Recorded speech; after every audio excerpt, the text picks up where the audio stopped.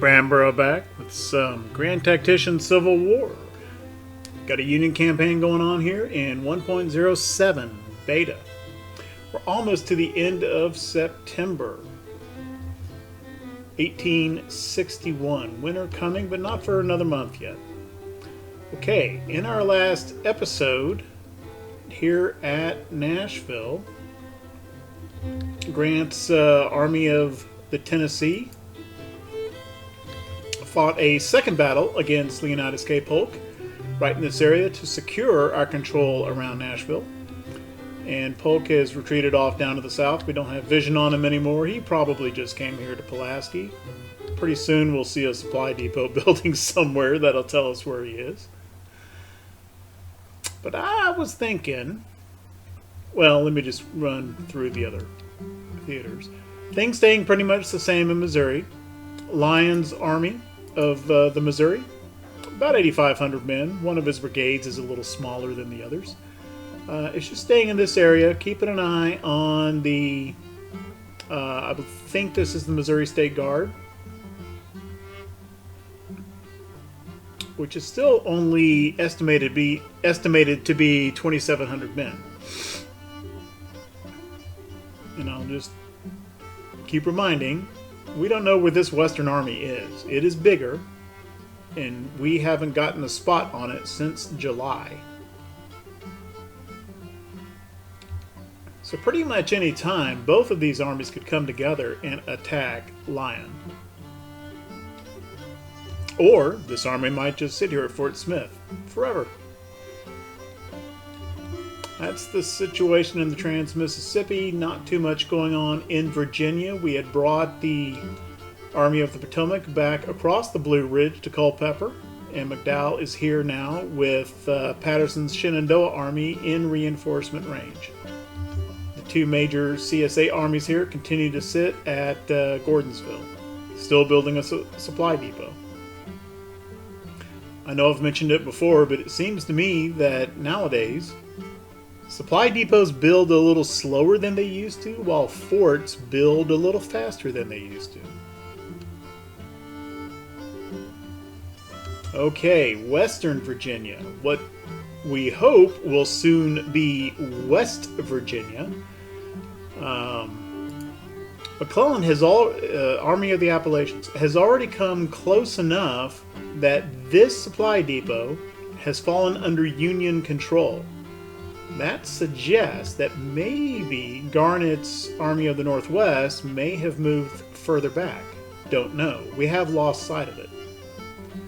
Going to march McClellan down this road to capture Charleston, Virginia, which should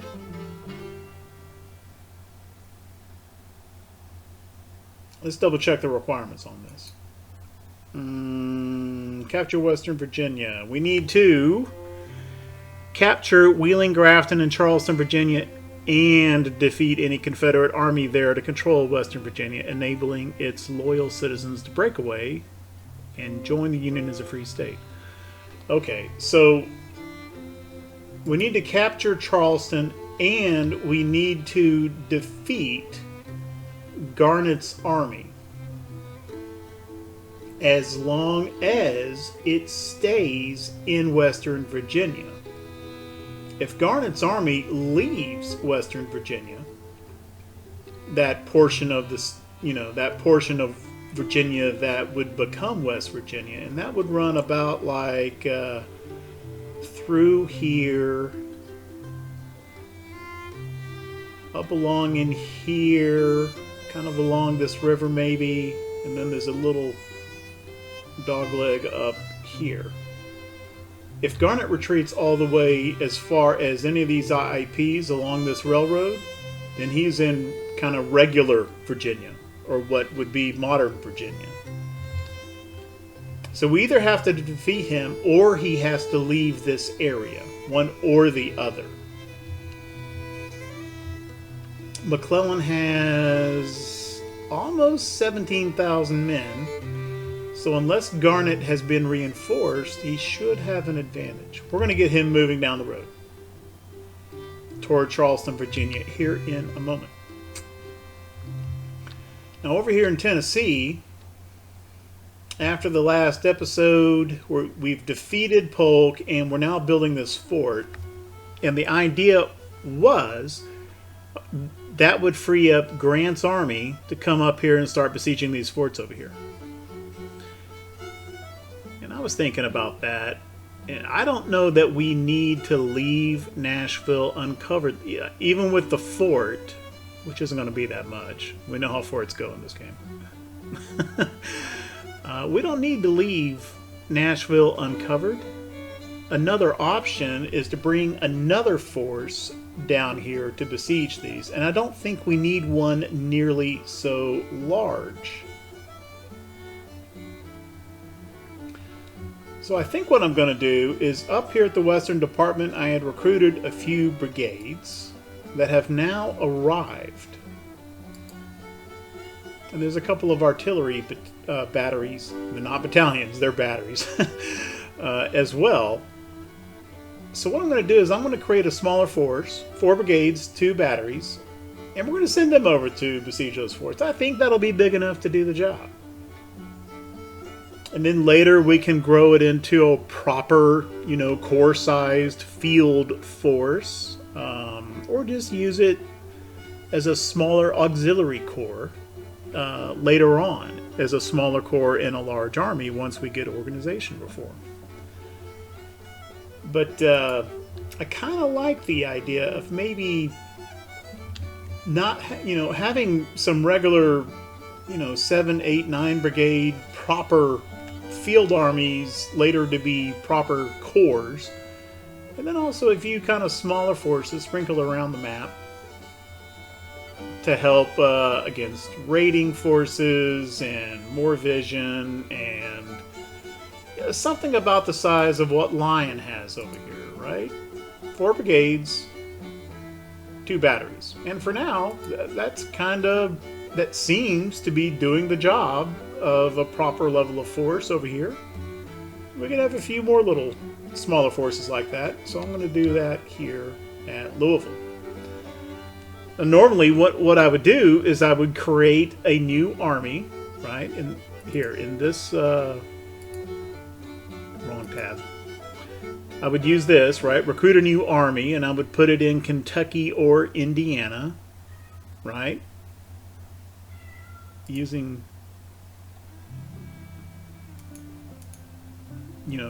this screen. And then I would use the transfer to drag those brigades over into that army. And that works perfectly fine. There is another way to do it, though. Here at the Western Department, the other way to do it is you've got this button down here, which right now it's all grayed out. But let's select Porter's Brigade. And you see how this little blue tip on this button lit up and is now available. Detached independent unit. And boom, there we go. Now we've got that independent unit, which they're calling the Army of Indiana, highfalutin. And then we can use the transfer. And we can drag these other brigades in like so. So it's really just 2 slightly different ways to accomplish the same thing. And the difference between the two, however, is that the first way, where I create a new army in Indiana or Kentucky, it'll plop that unit randomly somewhere in that state. It could be down at Evansville, it could be up at Indianapolis. If I did it in Kentucky, it might be at Louisville, or it might be up at Covington. Doing it this way, detaching a brigade the way I just did, this Army of Indiana is sitting right at the same exact location as the Western Department. Okay. So here we are. We've got a little Army of Indiana, which I will probably rename to something. Do we want Fremont? I don't think Fremont looks too bad. Well, I don't really like his leadership. What's our other choices here? Got McClellan, who's not any better. Not much. Well, he's worse.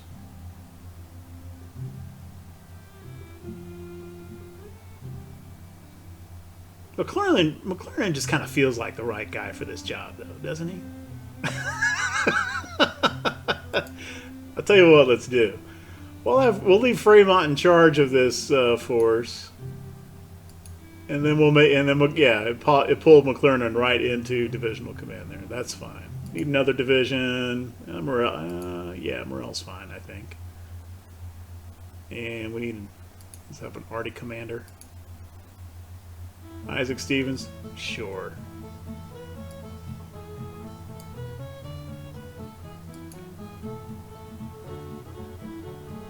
Actually, Fitzjohn Porter wouldn't have been bad for a division commander there. Now these weapons all stink, right? I think all these brigades have Springfield muskets, I'm sure.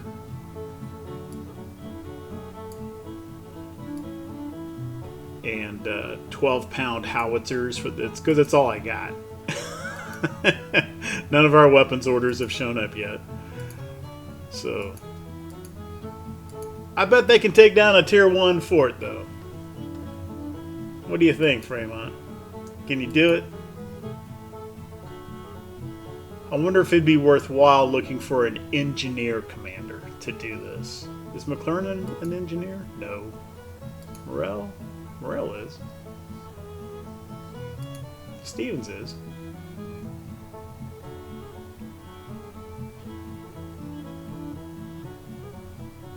You know what? I am going to... Let's find an Artie guy.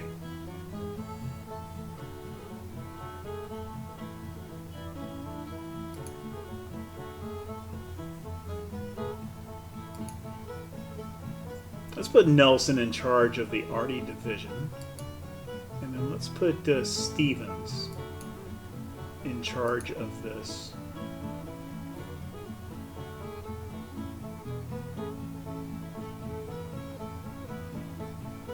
Where's the engineers? No, Artie.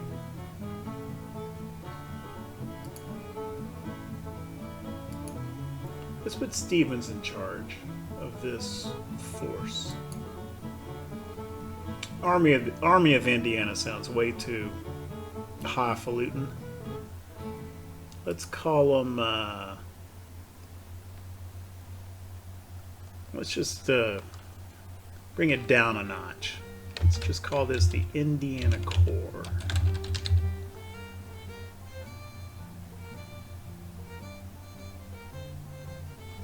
I don't know if I like that either.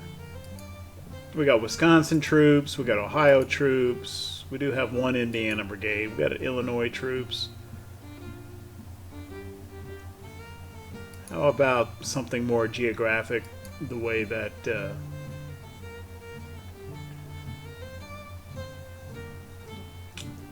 let's call this the Cumberland Corps, after the Cumberland River.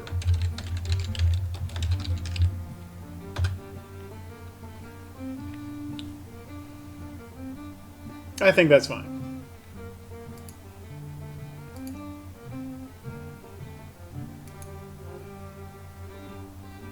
And we'll let their readiness come up a little bit. They're starting at the same readiness as the parent command did. But Stevens actually has all of his troops in there, so I think his readiness is going to bump up to green fairly quickly. One would hope. And then instead of marching him down, he can just come down here on the river, I think. River transport, and get here pretty quickly and start besieging. And we can bring him, we'll land him right here, and that should get him besieging Fort Hyman.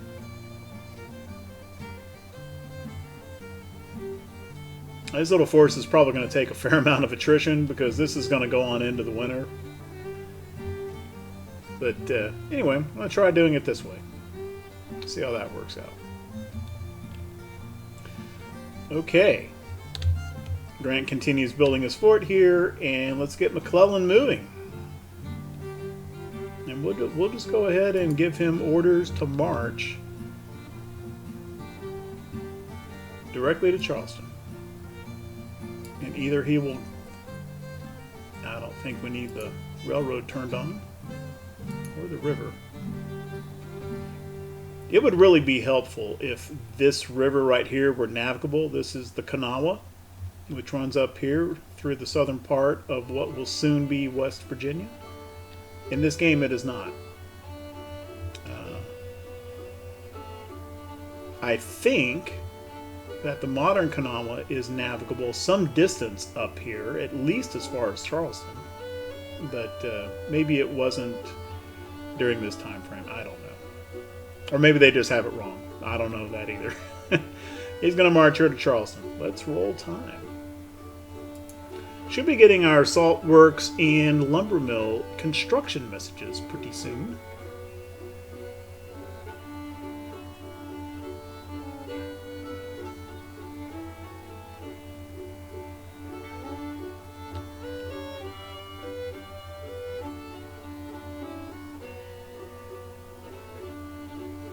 Oh, wait a minute now. Wait, let's just slow down and see what happens here. Army of the Northwest is coming down the river. That's interesting.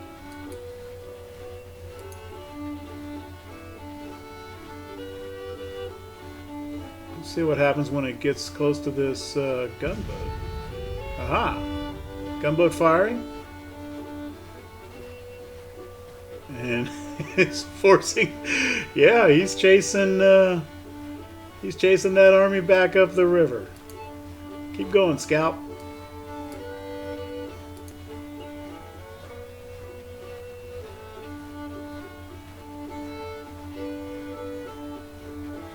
Of course, that is going to leave the Army of the Northwest at large somewhere here. So it looks like we need more gunboats up in this part of the river, doesn't it? Let's see.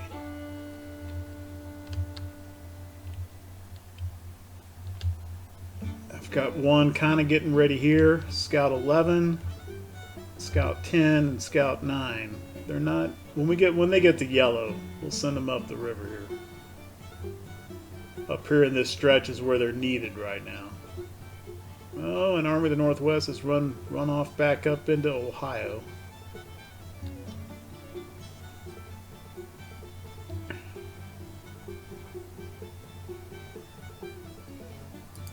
Okay. Well, I think we need... Well, wait a minute. Wait a minute. Him being in Ohio isn't necessarily bad. Because if he's not in Western Virginia at the time that we capture Charleston, aha. So let's just go ahead and tolerate his presence here in Ohio for a little bit.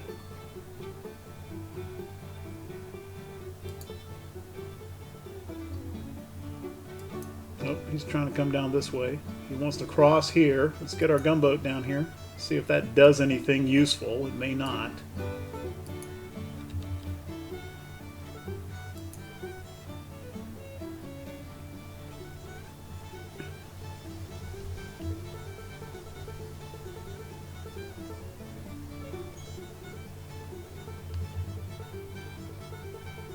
Garnett's trying to find a way to get across the river is what he's trying to do. Let's bring the gunboat down here.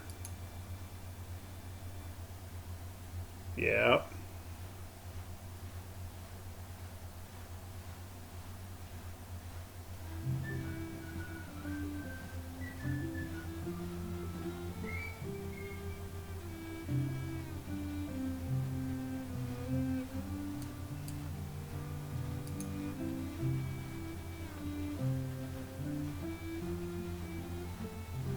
I lost sight of him. He probably got across the river to Grayson.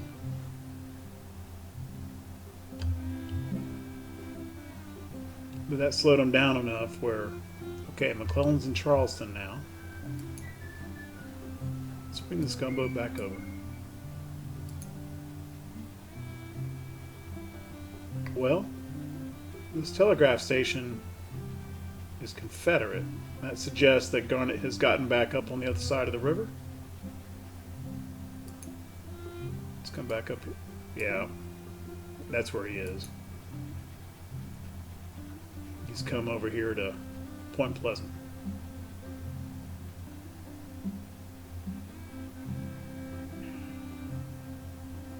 Or has he? This may have turned Confederate only because Charleston's a Confederate city, and it may flip back once it turns Union. Ah, there he is.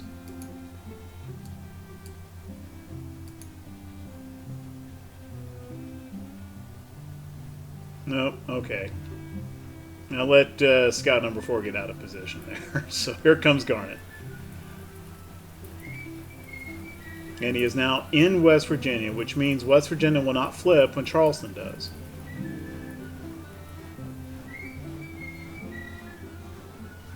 We need to defeat Garnett. Okay, no. Now, that doesn't quite make sense, does it? West Virginia should not have split yet.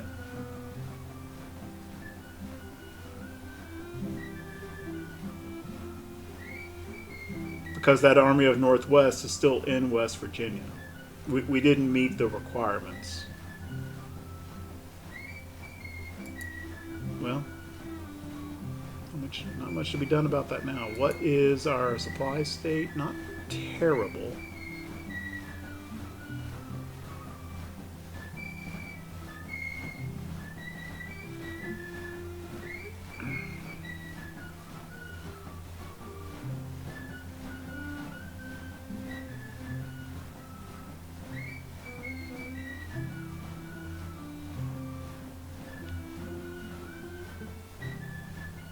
Okay, Confederacy has gone to 3-year contracts. That makes sense.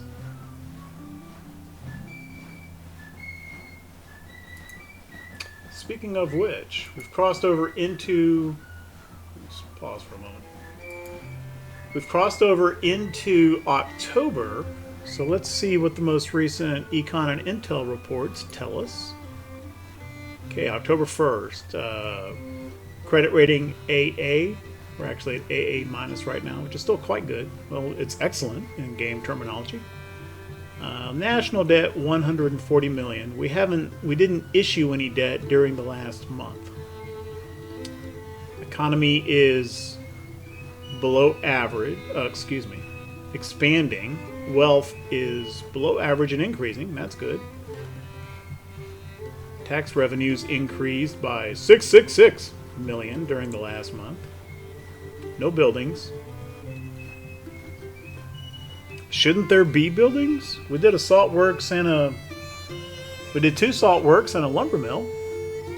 Why aren't those reflected?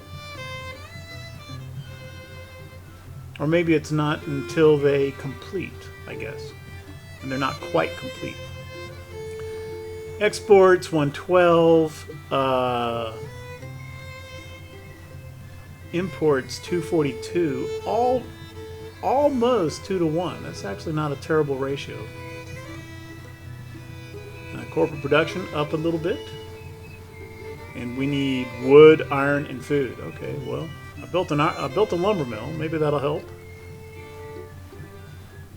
And food. How about Intel? Discussing Militia Act 2. Yeah, we just saw that headline pop. They have done artillery reform, so we're going to start seeing bigger Confederate artillery battalions.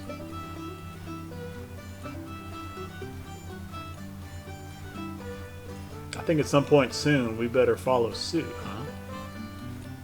30% with Great Britain and France. Okay. They only recruited 500 men in 2 brigades during the last month.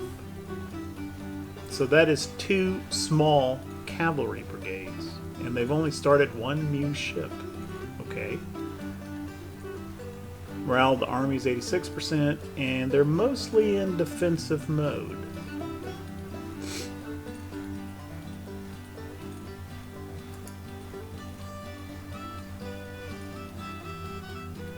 Not sure Garnett got the memo that they're mostly defensive, because this is now Union territory. Alright, well, let's see what happens here.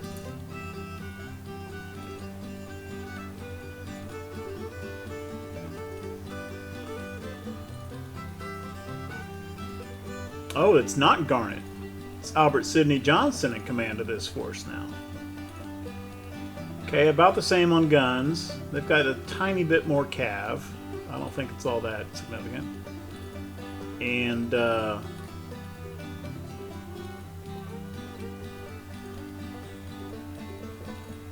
course, we have significantly more infantry.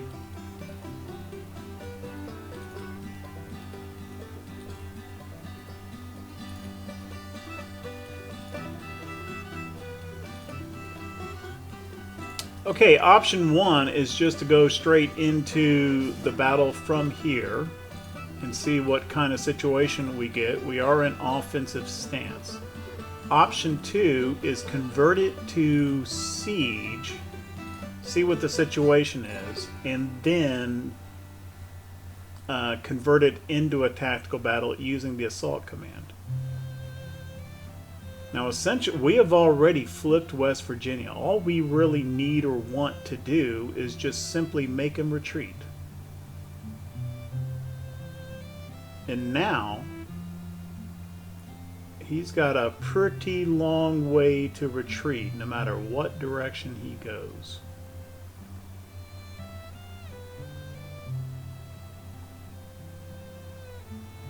Yeah, everything in the area has now flipped Union. He would have to go to Virginia proper, I think. Would be his closest retreat. My point being, we don't really have to wreck this army. We just need a victory. Even though we've got more men,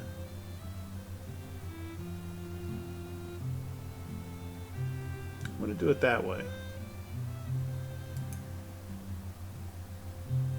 Okay. What is the prognosis here about? Actually, it is heavily in our favor. Pretty heavily in our favor.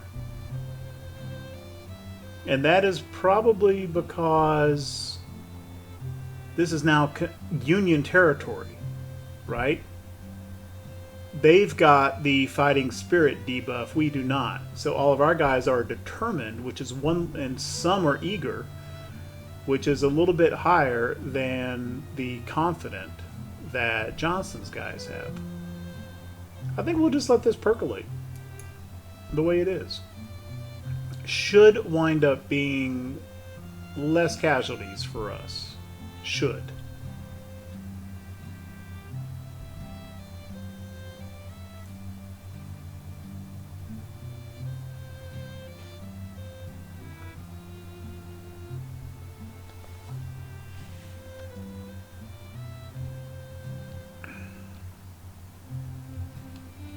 Okay, how is the Cumberland Corps doing here on readiness? They're up into yellow now. Okay. I want them to get all the way up to full green before I send them to besiege a fort. Whoa, whoa, whoa, whoa, whoa, whoa. What is going on here? This is a new army. Army of Mississippi. How many men are in this thing? 80. Okay. Do we have eyes? Okay, there's Polk's army building a supply depot in southern Tennessee. There's also an army of Georgia that I saw recruited somewhere way down here. We don't have any eyes on them. Okay. I was talking earlier about, making a few smaller forces of just a few brigades, like we just did with the Cumberland Corps. And a force like that might be a good candidate to kind of come down this way and take Knoxville and take this iron mine away from the Confederacy. That's an idea. We'll see how things go. Okay, this Army of Mississippi is not terribly threatening yet. Although, kind of interested in what he's going to try to do here.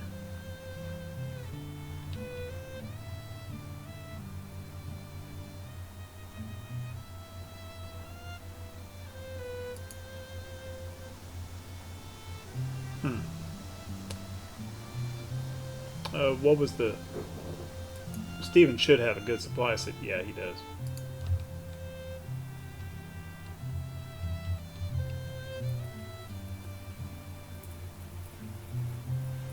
Are you seriously going to... Well, Army of Mississippi doesn't quite know what he wants to do with his 80 guys.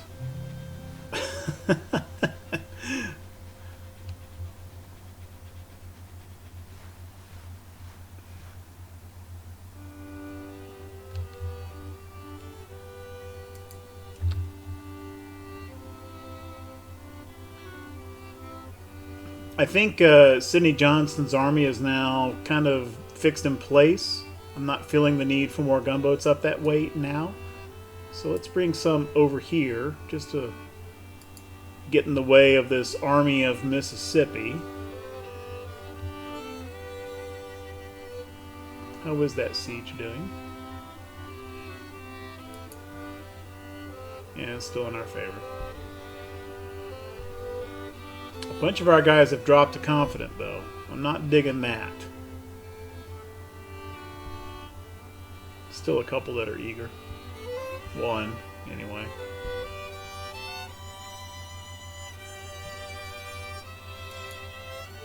I'm still optimistic that's going to turn out okay.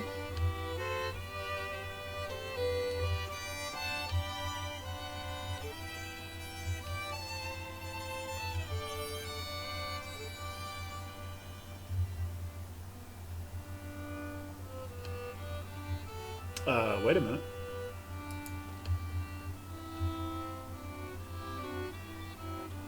Missouri State Guard just marched right past me.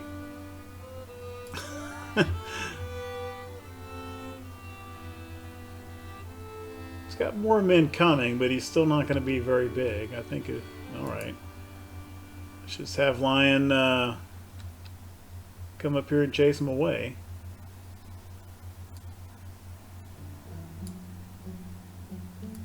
And he's got a railroad to do it.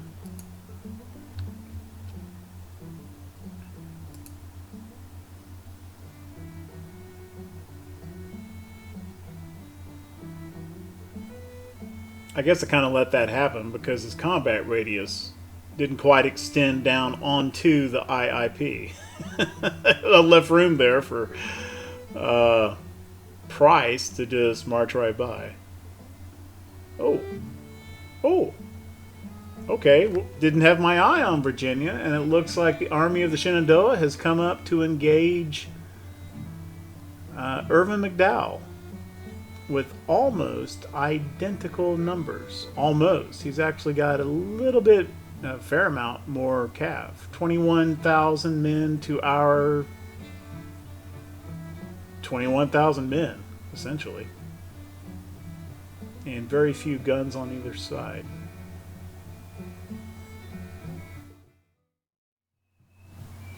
So this is about as evenly matched as it can get, right? Which means a lot will depend on if we get a defensive or offensive situation. And it is neither. It is a meeting situation, however, the objective is inside our deployment zone. So I think that's advantageous for us. It is the wilderness map, the Chancellorsville map.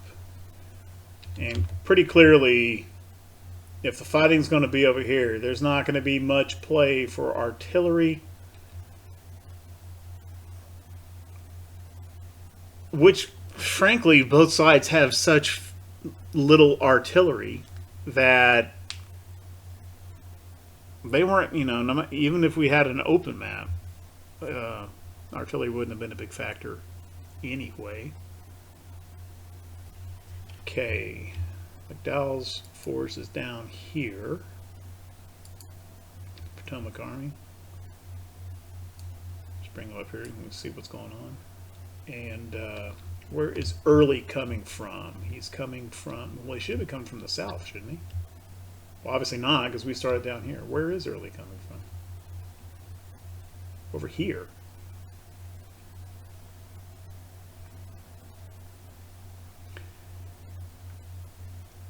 Okay. Well, if the Confederate deployment zone is over here, and they're going to want to go toward the objective, they could cross here and get on the road here. They could cross here, get on the road here. Yeah. There's actually, yeah, there's a road here.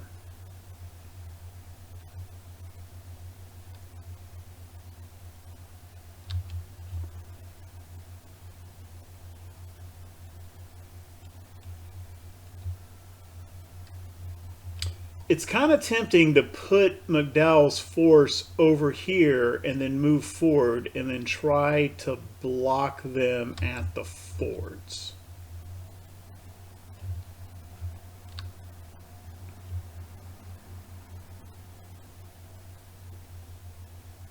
However, in order to cover the available routes, he would actually have to spread himself out a little bit. And there is every possibility that, well, and there's this other route up here too. Here, here, and then come down this. Yeah, that I've tried this kind of approach before and wound up having the enemy army just march right past me. So I'm gonna set up down here near the objective. This route down this way is a reasonable route for the AI to take, and some combination of roads that brings them by Chancellorsville and the Wilderness Church is a perfectly reasonable route for Early to take. So I think what I'm going to do is I'm just going to set up right back here. Actually, maybe even maybe a little bit behind the something like this, to where actually he can come take the objective, but not without coming under fire. And there's just a little tiny bit of open ground here that maybe the artillery could use. I think I'm probably going to do something like that. And so let me get everybody just kind of placed just so. And we'll get our cavalry out and see if you can find them and all that sort of thing. And I will be back.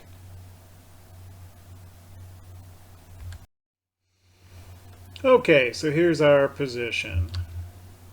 Kind of a little bit concave in the middle. Got refused flanks on either side here, facing toward the objective. Got another few little breastworks over here, just in case they decide they want to come around and flank this way by the Orange Plank Road.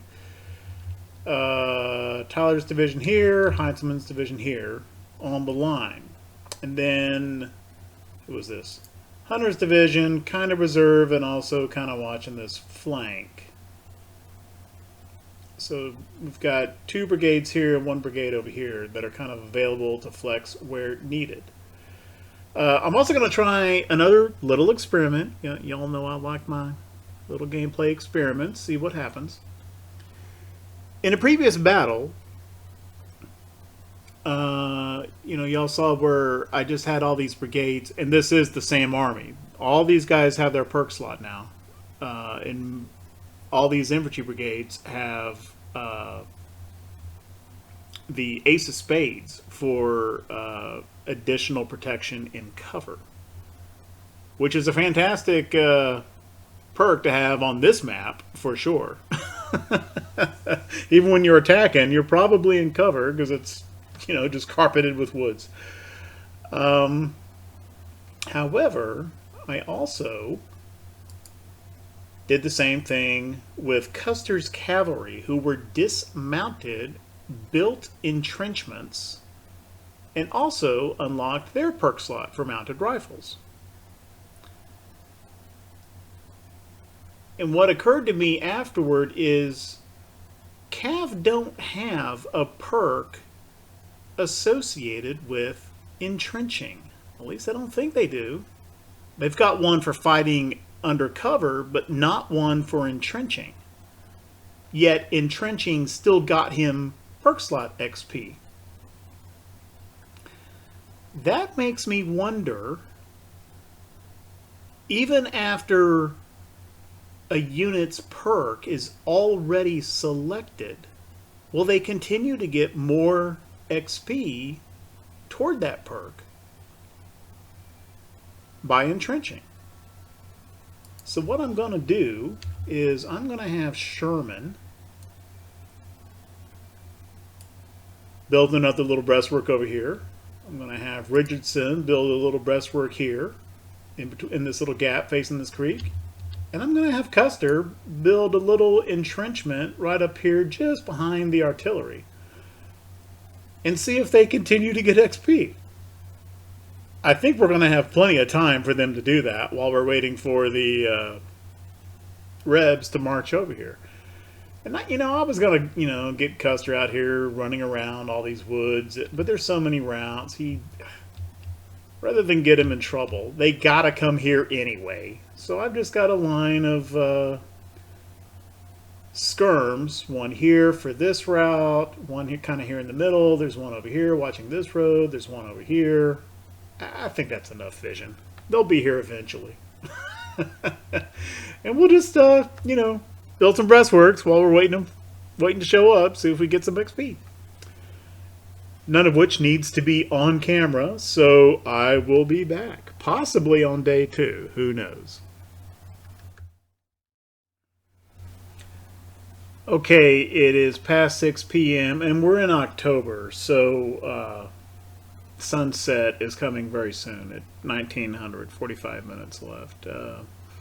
Confederates are coming down this route toward the objective, which was one of the ways we expected them to come.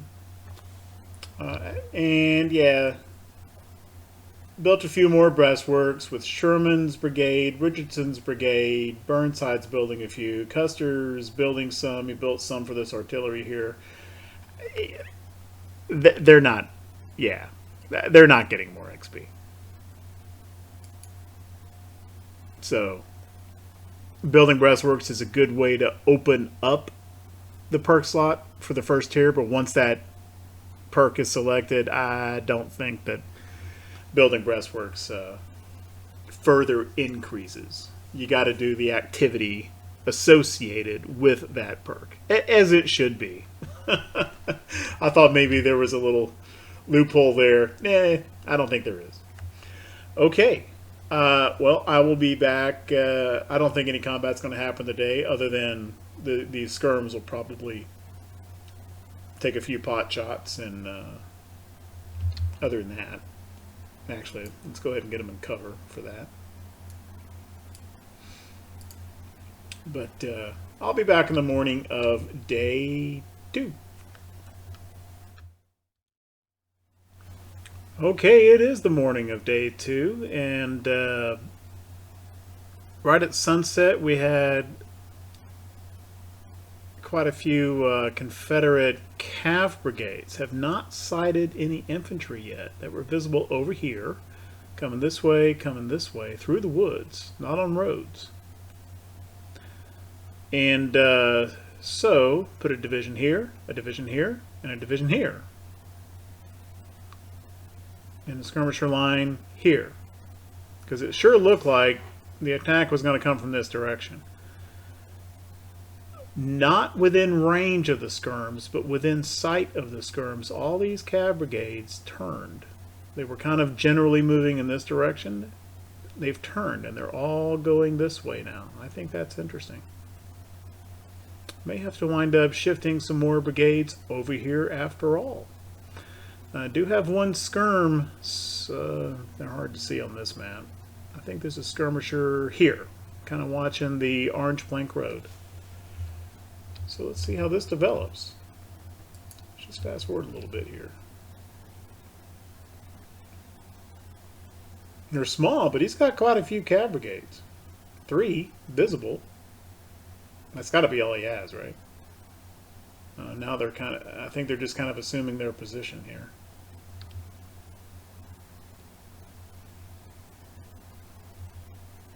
What is this? 4 cav brigades. 5. 1, 2, 3, 4, 5. I didn't realize Early had that much cav.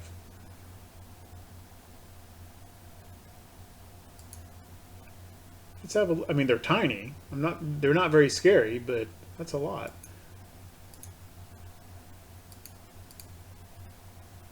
Stewart's cav. Okay, he's not. Well, he's got some divisions, but some strength report. Okay, Stewart's cav is only 20 dudes. Frost division has got. That's got to be 2 cav brigades. Buckner Senior's division, which is by far their largest, has got 1 cav brigade. So 1, 2, 3, 4, 5. So they're all in sight. We don't know where any of this infantry is, though. 1, 2, 3. That's probably 4, 5.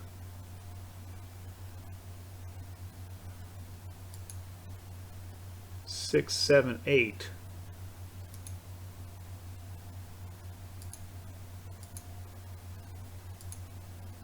9, 10. 10 infantry brigades, some of which are full size. There's a 2900. There's a 3000. And then some of the other ones are still fairly small.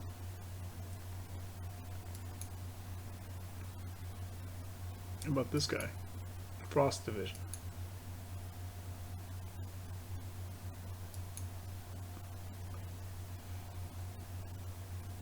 Interesting. This is probably going to be a fairly strong attack when it's finally delivered. And it is not yet clear exactly where it's going to be delivered. But it seems like they're kind of orienting their formation along this axis, and it'll be coming in this direction. Kind of feeling like, let's go ahead and move Howard kind of over this away.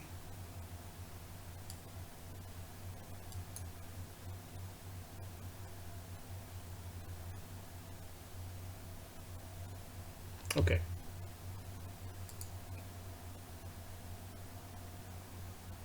There's some infantry.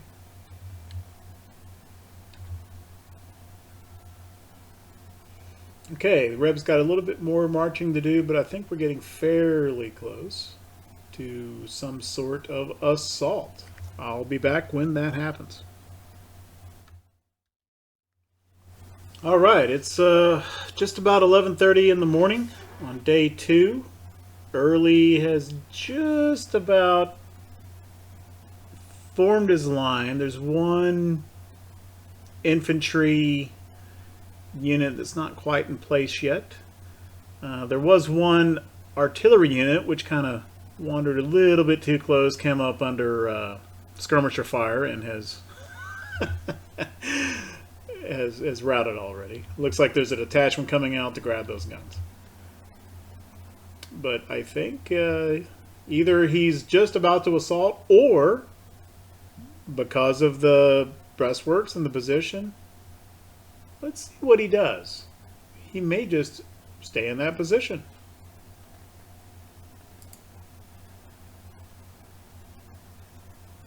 He did it before, right?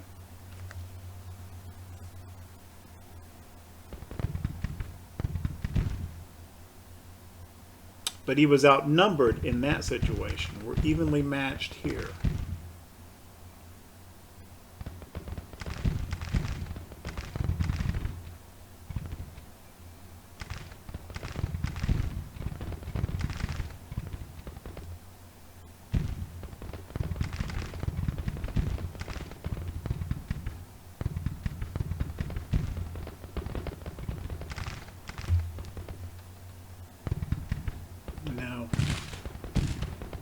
Key's skirmishers have that detachment under fire as well.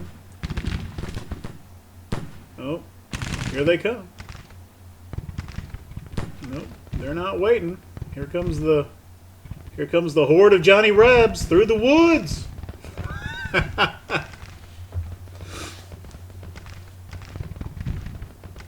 slow down for a second. So it's not at all new that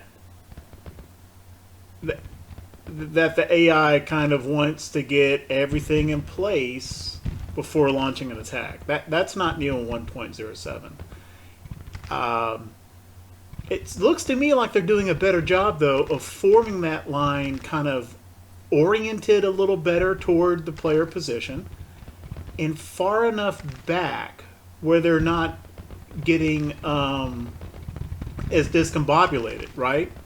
Like a lot of times before, you'd have a position like this and they would want to make a flanking attack and they would kind of align along an axis kind of like this, so that one end was well away from the action and the other end would get engaged and never quite get into position, and therefore the general attack would never happen. So they seem to be doing a better job of choosing the distance and orientation of their position before launching their attack. So now they've done it, and they're running into our skirmisher line right now, and we'll just let the skirms, you know, kind of defray them a little bit, and they will eventually rout and come back in, and that's fine. I'm not feeling that Howard needs to man this breastwork here yet. We'll just leave him on reserve over here on the flank.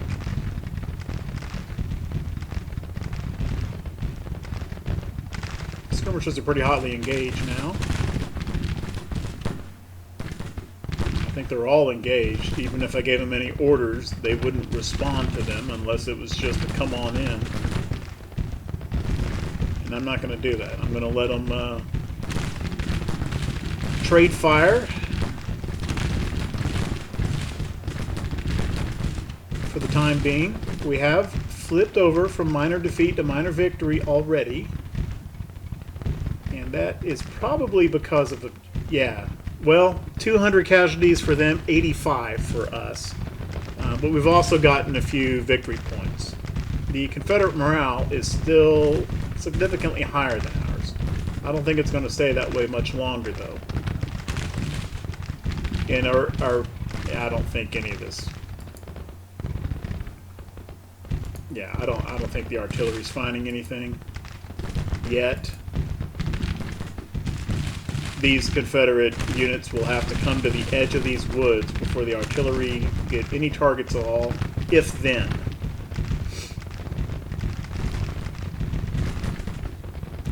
Meanwhile, though, Custer built them some nice breastworks. And now I just have the cap sitting back here to give them the nice little friend cav nearby morale buff rather. That's all I'm using Custer for now.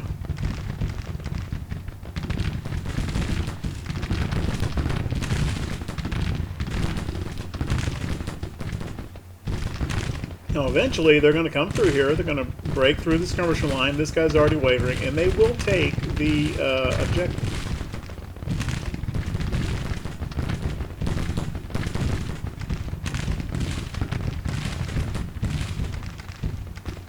Then we'll see how... I may have set the breastworks back a little bit too far. Yeah. Well, no. They'll be able to fire in that area.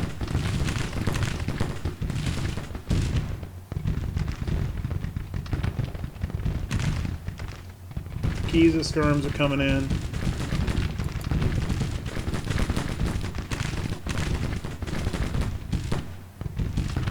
Order skirms will be in pretty soon. Franklin skirms are coming in.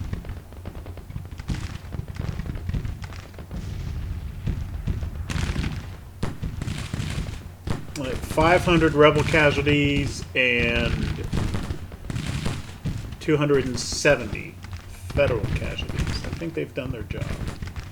Is this guy engaged? Sort of.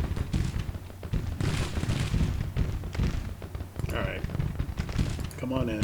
Burnside's skirms. This is Wilcox's skirms.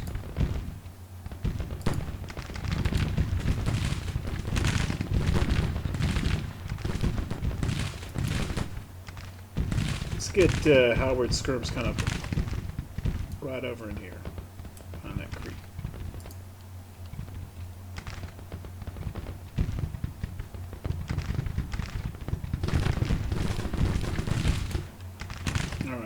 Shinx skirms, come on in.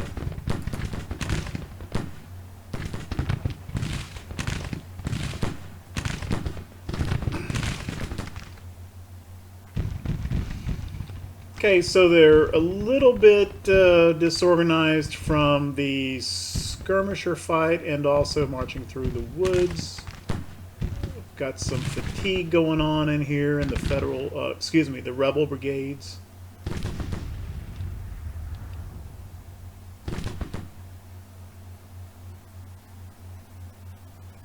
Okay, now let's just put out short distance skirmishers.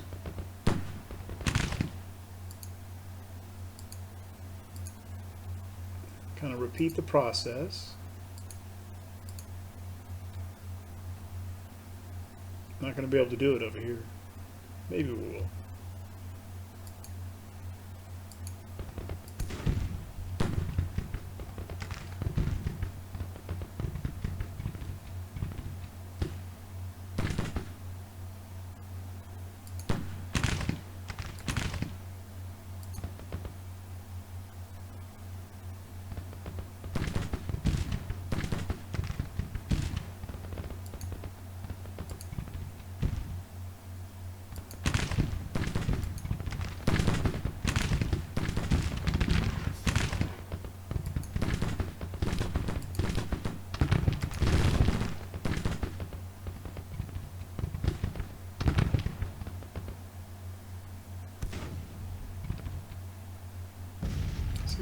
See if we can get Franklin. I don't know if he's going to respond to getting up in this creek or not.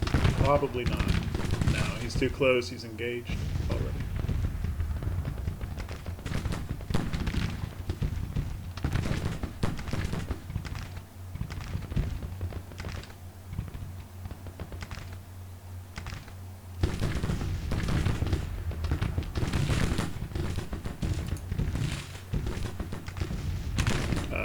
Yeah, pull these skirts in.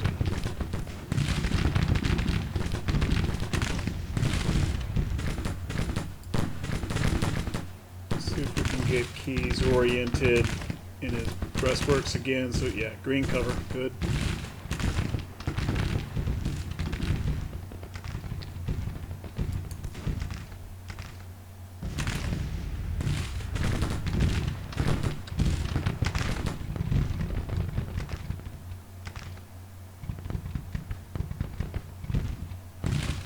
Okay, looks like our artillery is starting to find a little bit of targeting.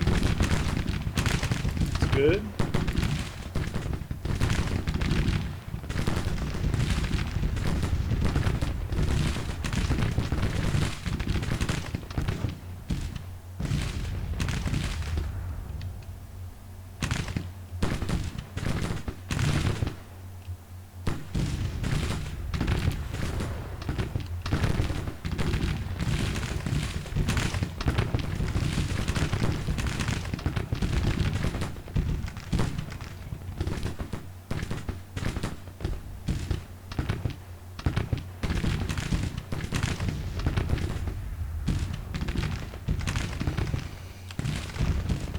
Started making their move, and it looks like kind of the steam is running out of steam already, which is understandable. Fatigue and cohesion. I'm not seeing any low cohesion icons. We're seeing plenty of fatigues, and you can bet that their cohesion isn't exactly intact either.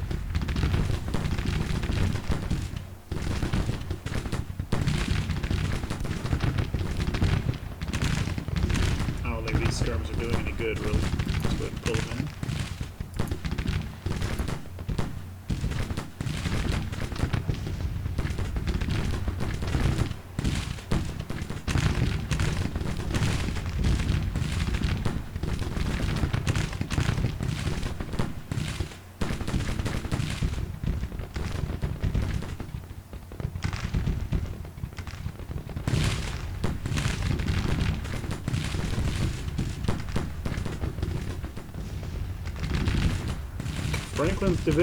Franklin's brigade, rather, doing pretty well. And we've got this thing where just the way that the Union units are auto-named. You know, we've got multiple 1st Brigades and 2nd Brigades. At some point I need to go through and do something about that. It's kind of a pain in the butt. There's another 1st, yeah.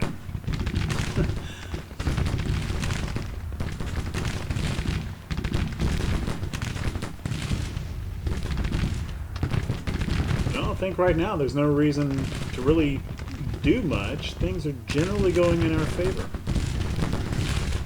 This is really the only brigade we have that is fully engaged, and Franklin's doing fine.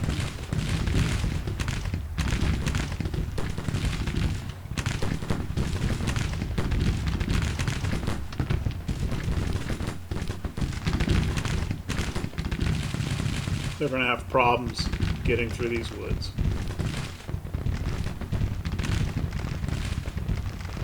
No, they just decided to do something else.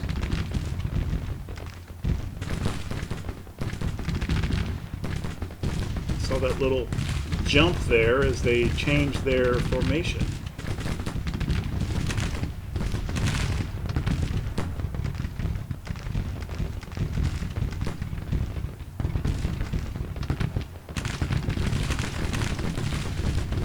They're trying, they're just hampered by the terrain and their condition.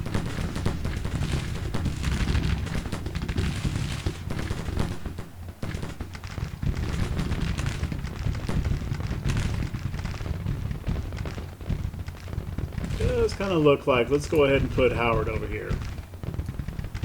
I'm trying to get around the flank, it appears.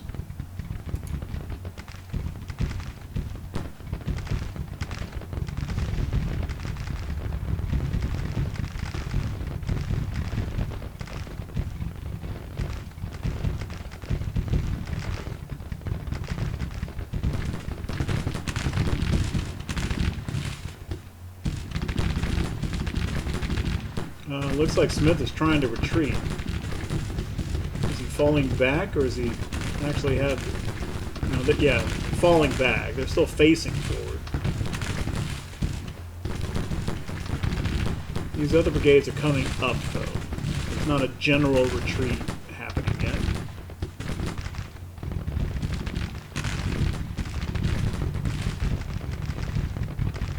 Howard's kind of taking his time getting over here to these breastworks.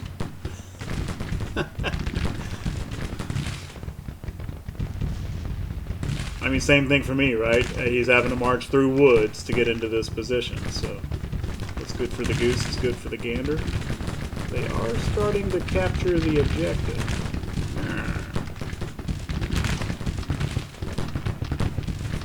Okay. Let's get, nope. Wrong unit. Wilcox, yeah. Let's get Wilcox rotated back around, facing. I just want you to rotate. I don't want you to move. There you go.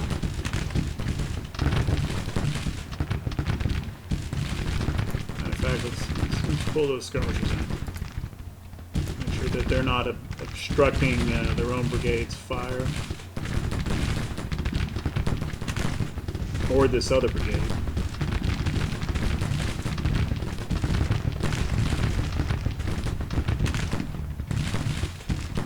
Small cav unit, it can't stand up very long as far as... We'll see.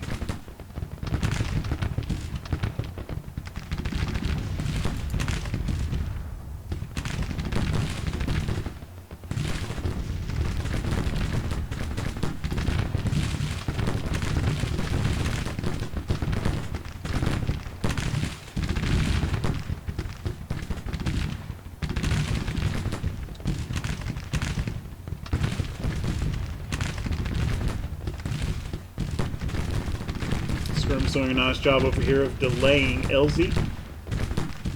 Howard's coming into range now, though. Main brigade. What's happening over here? How is Franklin doing now? Still same casualty. He hasn't taken any more casualties. Doing fine. Doing fine. How about these skirms here? They're kind of doing fine for now. They're about to get flanked by this brigade, though. Just bring Sherman up a little bit closer.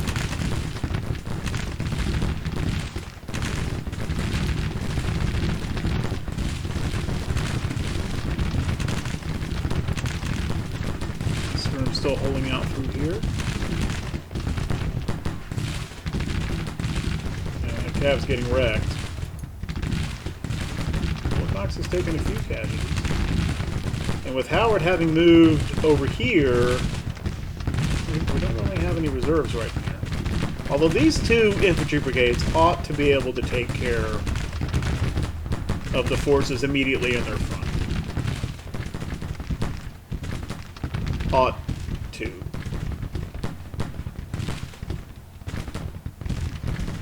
Okay, Howard's skirms are coming in. Bought time for Howard to get in position. That's fine. Man, they're coming in for the melee. Franklin rotating to deliver flanking fire. Oh, broke him. Broke him out.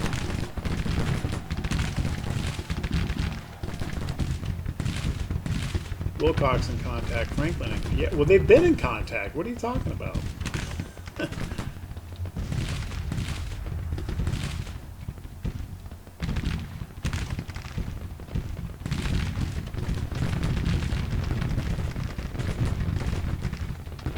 we doing over here? We're doing okay.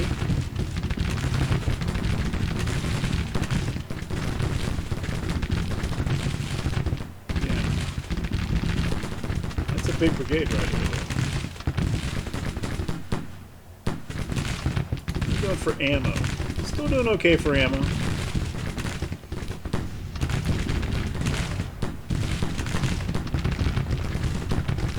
Oh, even Sherman is finding shots right through here.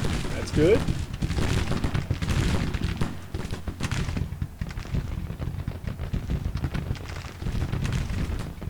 I think we've got them pretty much broken up over here on our right.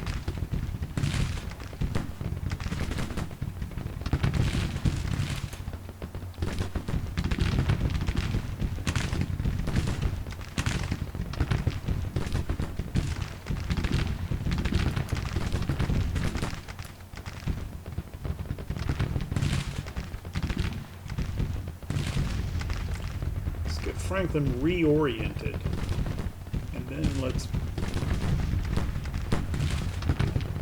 back him out to here, just in case he's needed to back up Howard.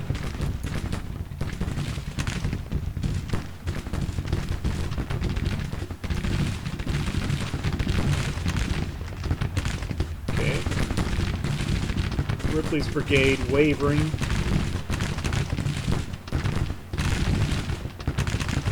He's still doing fine for casualties.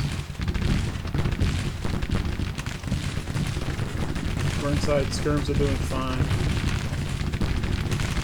Porter's skirms have come in, but now he's engaged.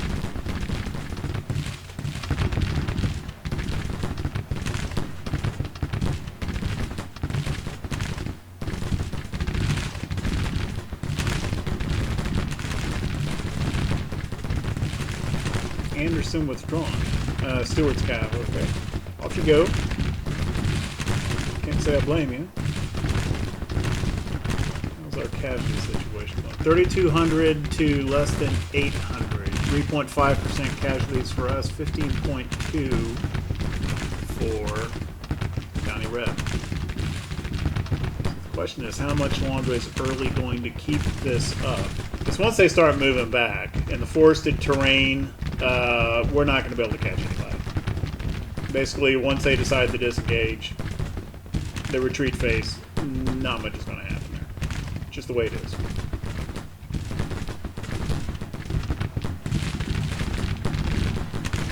There's a Cav brigade routed.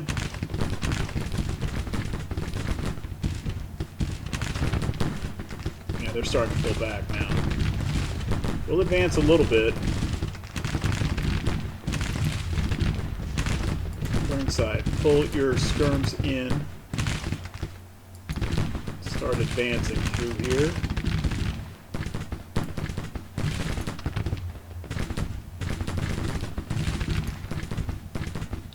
Shank has taken a fair amount of casualties there. He doesn't need to take any more. Let's push Sherman up in here.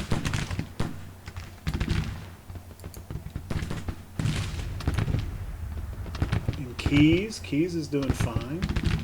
Let's push Keyes up in here.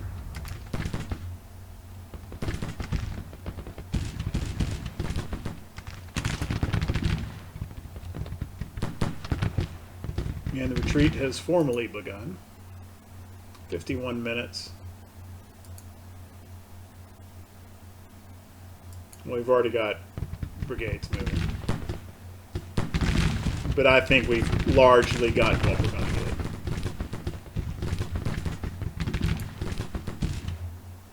Yeah, come on out, Shank. Let's see if you can find anything.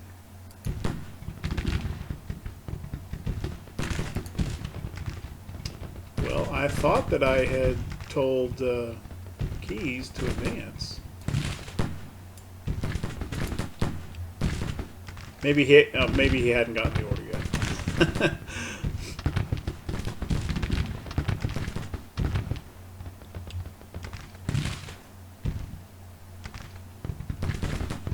Let's just double check and see if anybody is. People have gotten XP. No one needs to open a perk slot, but yeah, Wilcox has his Zouave thing. Level up by fighting prone. I guess I should remember to try to lay him down more in the future. Didn't I give Burnside an advance order? Did these all get reset at the beginning of the retreat phase? I guess so. None of these advance orders are active.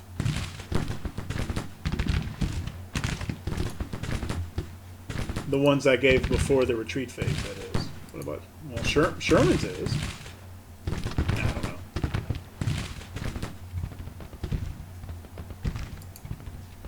know. Okay, Howard. Okay, that guy routed. What are the chances you're going to be able to get all the way out here and shoot this guy? Very, very, very low. And you'll probably wreck your own fatigue in trying.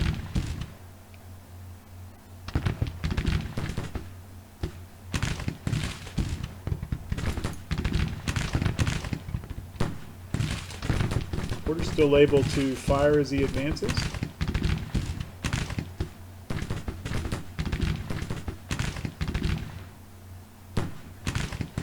Ah.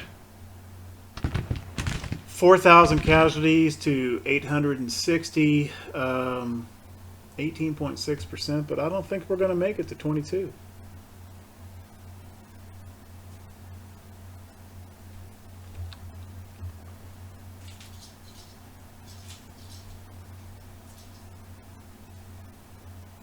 Cav unit's so small that even when they get up and are able to engage, they don't really deliver that much.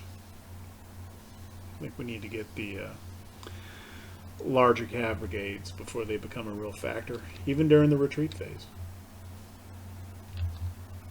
Okay.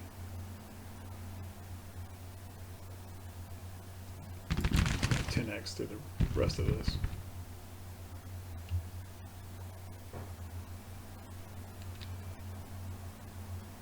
Oh, let's make sure we get this artillery.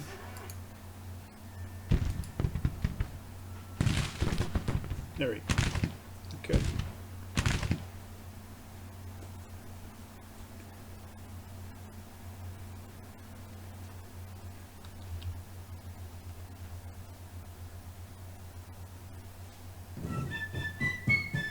Yeah. Close to a major, but not quite. Minor victory. 4,100 for them. 859, 860-ish for us. Lost all of his guns. Lost none of ours. His cavalry took a pretty big hit there.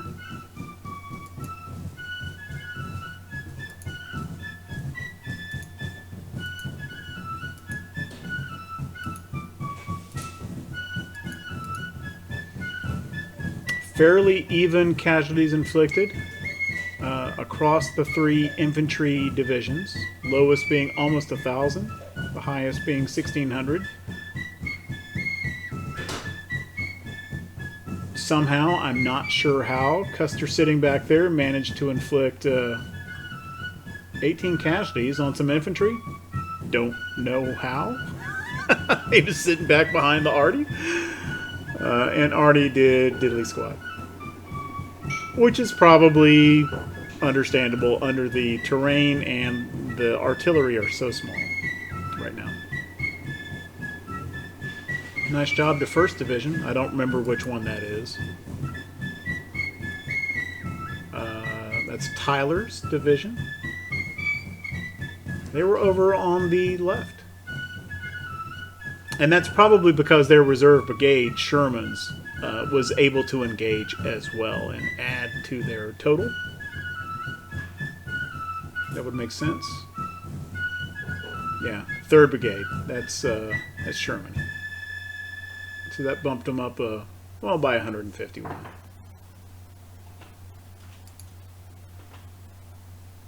3rd Division, that's Heinzelman. They were on the right. Very evenly distributed casualties. Nicely done. Oh, and their artillery did a little bit. 2 casualties. Out of the 4 batteries, only 2 of them are in the artillery division. That's the rifled, I think they're Parrots. The other 2 batteries are actually attached to infantry divisions, and they've got smoothbores.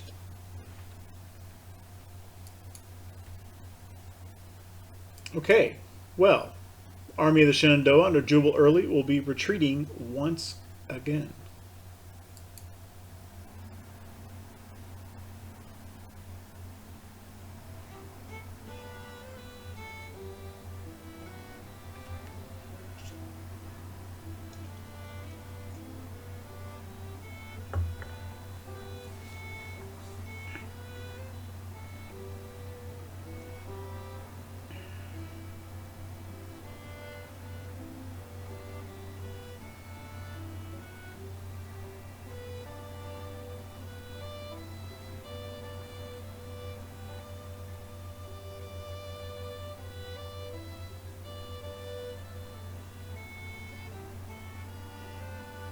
Right there at the bottom of that bottom tooltip. Weapon standardization increases with production numbers and time of production, decreasing production costs.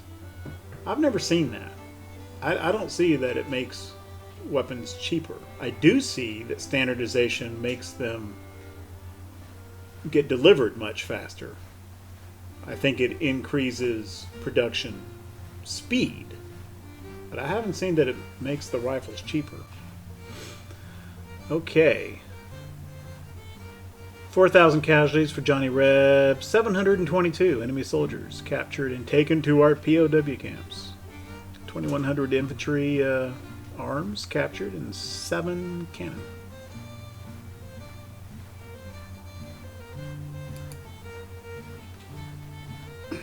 Oh, and actually he had come back around this way behind.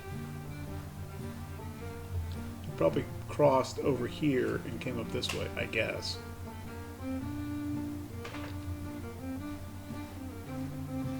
Just somewhat interesting.